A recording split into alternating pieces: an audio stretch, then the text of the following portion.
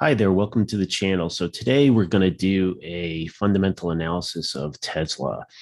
So let's have a look at that. Okay, so we're just going to start out. We'll just look at the weekly chart of Tesla. So Tesla is, electric car maker. Their stock has been one of the darlings of this bull run for sure. We can see they're here on the weekly chart. I mean, this thing is just done really well. And even now, and really important to note as well, is that, this thing is holding up. Where it's at right now, it's just a little bit below the 50-week moving average, which is really like the 200-day. It's really just near there. It's at there. So compared to a lot of the other tech stocks, especially like the ARK K investment stocks, like this one has really held up well. Yes, it's come off from 1200 down to 800, which is a significant correction, but in the big picture, if you're looking at it, it's holding to a lot of its gains. Like it still really is in a bull market.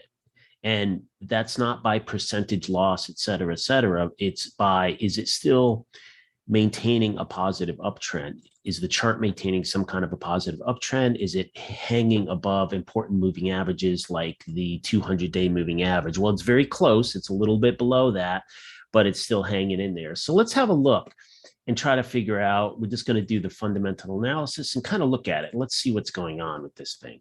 Okay, so I got the financial data. They had a good thing that Tesla did is they have this summary financial report that they had given out on their website, on the financial website. And so you're able to take this, and this is now yearly. So we have 5 years worth of financial results here, and it's a summary of the results. It's not the complete the complete balance sheet. It's not the complete income statement, but it's a summary of the major portions of it. And we're going to take a look at it and do a vertical analysis where what we do is we take the total revenue and we express everything else as a percentage of the total revenue. And it gives us an idea of what the margins are. It gives us an idea of how much they're spending relative to what their earnings are. And then we'll do a little bit of a horizontal analysis. So once again, this will be year over year. And what we're doing is we're comparing things like revenue, like year over year change. How much did the revenue grow? Okay, so if we look over here, we'll look at the total revenues. Total revenues here, you can see over the last 5 years, they really have some significant growth here. This is now going to be, these are in millions. So we have 11.7 billion in earnings there, in revenues, pardon me, 21 billion, 24, 31, and then 2021 was a really, pretty heavy duty year, significant growth over 2020, and they're at 53.8 billion in revenues. And here's your gross profit here. So this would be basically your total revenues minus your cost of those revenues, cost of goods sold. So you see here that they have, 2 billion, 4 billion, 4 billion, 6, and then 13. So you see that as well. They were able to have a significant gross profit there. Now, looking at the vertical analysis, we can see that their gross profit as a percentage of the total revenues, which is also called your gross margin, you can see that they're like 18%. They had a little dip in 2019 to 16%, and then they're back at 21% or in 25%. So this is really good. As we had seen when we looked at like Shift financials, we could see that they were really struggling in the Shift case to have enough gross profit and enough gross margin to cover the other your operating expenses. And if you don't have enough margin to cover your fixed costs and your other operating expenses, then you're going to end up with losses. So let's see what happens with Tesla here. You can see that their operating expenses were 3.8 billion here in 2017. Significant. Now, the thing is their earnings were only 11 billion and they spent 3.8 billion. And so what that means is they ended up with a loss of 1.6 billion. So you can see that they have been investing. Now, what's interesting here is they put 3.8 billion of operating expenses in 2017, and then they kind of backed off a little bit, well, not backed off. I'm sorry. That's not the case. They increased, but they increased at a more mild pace. Like in 2019, they actually decreased a little bit from 2018. And they've been kind of holding around, 4 point something billion in operating expenses. And then operating expenses went up in 2021. But at the same time, the revenues went up a lot too. So what happens is you can see what's happening here. You in 2017 you have a 1.6 billion dollar loss, and then that loss is eaten down as they grow their sales, and to a point where they're able to grow. And during this whole time, they're keeping their margins pretty. They've actually eked out and improved their margins in 2020 and 2021. They improved it from 18%, and they had some kind of problem in 2019 at 16.6%, but they got those margins up and even to 25%. So that's a really good margin. And you can see that because that gross margin gives them enough room to cover where they're actually turned a profit here. So what you're seeing is, company was income attributable to common shareholders. Let's just look at that number. They lost 1.9 billion, and then the loss goes down and they turn positive. And now they have, a reasonably significant amount of revenue there.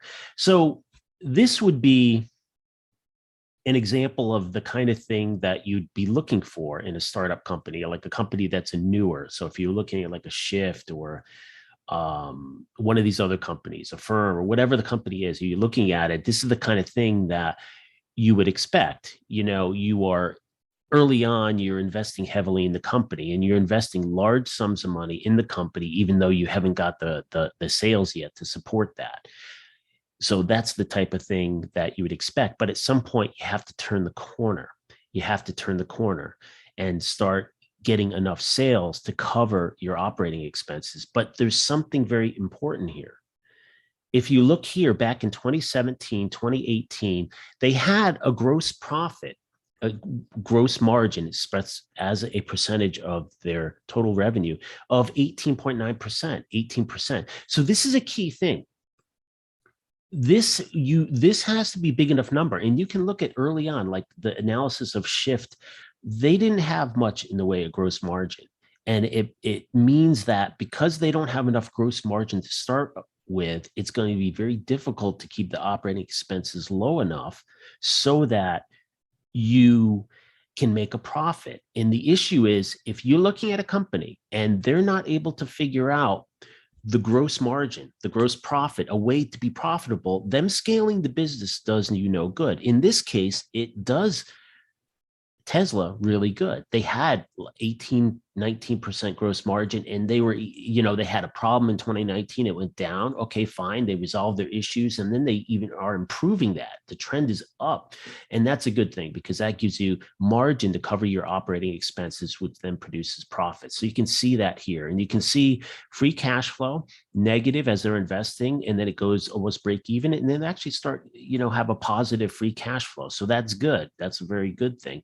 And then on the cash side of things, you looked at, they have plenty of cash right now. They were 3.3 billion, 3.6, and now they're way up to 17.5 billion. Now, if you look at it and you look at the free cash flow was 5 billion and there was 19 and the cash went down, but free cash flow was 5. Well, so what you have to understand is that there's financing going on, and that's where you can go into the cash flow statement, and you can go into the other statements and look and figure, and they'll tell you in there where the cash is coming from. But here we'll just look at the cash. The cash going up like this means that it is somewhat dilutive, right? Because if they're doing it through raising stock for selling stock, then they're diluting the stock. Very simple, if they have 100 million shares out there and you own a chunk of those 100 million and they sell another 100 million shares, that's extreme. I'm not saying they did that. Then your effective ownership is 1/2. You've been diluted by 1/2. So the other thing that we'll see is the vertical analysis. So we're expressing everything in terms of the total revenues. And that gives us an idea of where the expenses are going, where the positives and negatives are. And then the other thing is looking at the growth side. So we can look at the horizontal analysis here. So you can see that like in 2018, they had huge growth, 30, 83% growth. But then in 2019, they kind of slacked off. So 2019 was actually a challenging year for them. A challenging year because they gross margin went down. They lost some on that. in 2019, the sales didn't go up very much. So they had 21 billion to 24 billion. So not much of growth in sales. And then even 2020, not that much growth in sales, 28% growth. But in 2021, it seems like they've really kind of gotten it together because they have this huge growth. So this is kind of, I think, typical of what you'll see. Companies will have issues and there'll be a year or two where they have to figure that out. Now, the question is, can they maintain, if they sold 53 billion of revenues, are they going to be able to maintain that 71% growth? I don't know. I mean, it's very hard to say, but that is very impressive. So when you look at Tesla here, the other thing that we could go and take a look at. So if we look at the Tesla stock, we see that, it's been really on a run here. And yes, it has come off lately. It's come off significantly, call it 800, 1200, 800. It's a significant pull off, but the reality is the trend is still in place on that. It's still maintaining above its, moving averages. It's sort of more of an expression maybe of, if you look over here at this point in time, October 2022, you see it had this huge run. So if I look over here, like in this period, you can see that just this huge run, this thing went from 800 all the way up to 1200 or so. So that's kind of like one of these situations where it just seems to get overcooked. If you kind of just go along the moving average, it's kind of just hanging out. Now it's flattening like everything else, but compared to what you see when you look at ARK K, some of the other Kathy Wood wonder stocks, this thing here is just gotten the crap kicked out of it. So look at it from the flats up here, 120, it went down to 55. This is like 50% loss. And from the very peak at 155, you're talking, I mean, I don't even know. That's like even like a 30, 70% loss, something like that. It's very heavy. So now the question is really, and just one other note, if we look at the investor relations, the numbers that we got were the complete 2021 year and the other 5 years. And it just happens that I decided to do this and it all kind of aligned to the year. So that was the full year. The next earnings are going to come out, I believe, in April. So that kind of all just worked out very smoothly there. So if I come over here, the only issue that you see with Tesla is you're looking at a situation where the stock is trading at $838 a share.